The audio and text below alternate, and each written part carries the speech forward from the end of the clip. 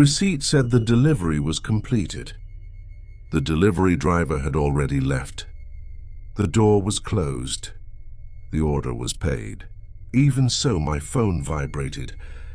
It wasn't an automatic notification. It wasn't a satisfaction survey. My name is Ethan Walker. I'm 34 years old. I live in Aurora, Colorado, a suburban residential area, close to industrial zones and fast-access highways. Wide streets, similar houses, well-kept lawns, and a false sense of predictability. I work remotely as a data analyst for a logistics company. I spend most of my day at home. I've always liked this routine. It gives the impression of control, and maybe that's exactly why it was easy to become a victim. This happened on a Tuesday night, a normal day, nothing special, no holiday, no unusual event. It was just another delivery order. Around 8 in the evening, I ordered food through DoorDash. I've used the app for years, dozens, maybe hundreds of orders. I placed the order almost on autopilot. Always the same pattern. Order accepted.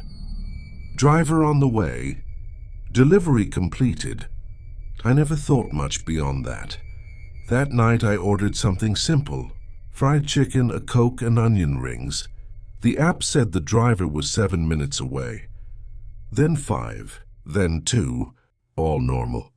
When the delivery completed notification appeared, I heard the sound of the door closing outside. I opened the door a few seconds later. The bag was there, on the doormat. The driver had simply left it there without waiting for me to answer. I picked up the food, closed the door, locked it. End of story. Or at least that's what it should have been. About 3 minutes later, my phone vibrated. I assumed it was the standard driver rating notification. I ignored it for a few seconds. When I looked, something felt off. It wasn't an automatic notification. It was a message inside the chat of the order itself. The message said, "You forgot to take the sauce." I was confused.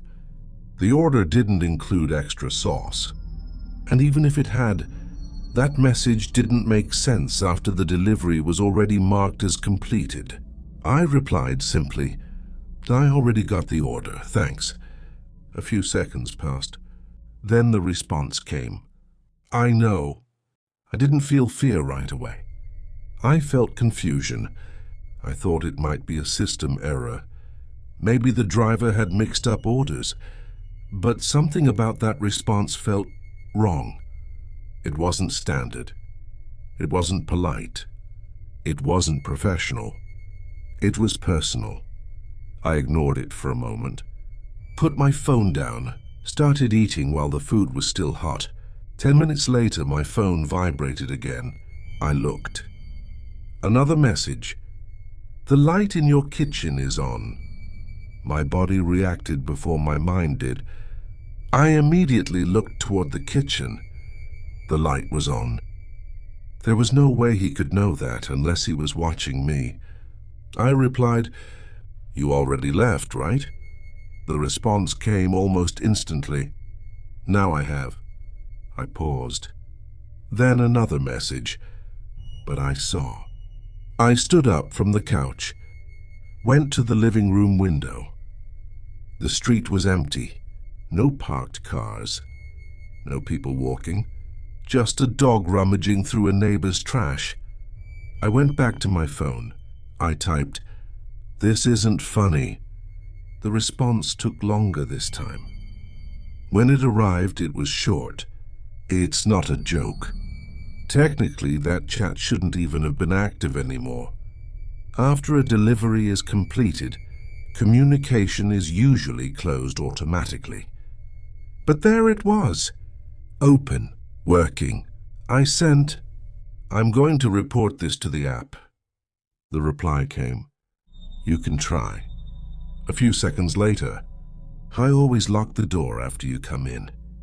My stomach dropped. That wasn't something visible from outside. It wasn't something you could guess. It was prolonged observation. I replied, "Who are you?" Almost a full minute passed. Then, "Someone who delivers things." At that moment, I realized something I hadn't considered before. The driver didn't need to be physically there at that moment to know those things. He only needed to have been there before. For long enough, I remembered something. During the delivery, the app showed the driver stopped on my street longer than normal. I assumed it was a GPS delay or an app error and didn't think much of it. Now it made sense. Before I could type anything else, the final message appeared. "You should turn off the light now." I looked at the kitchen. The light was still on. I didn't reply. I turned it off.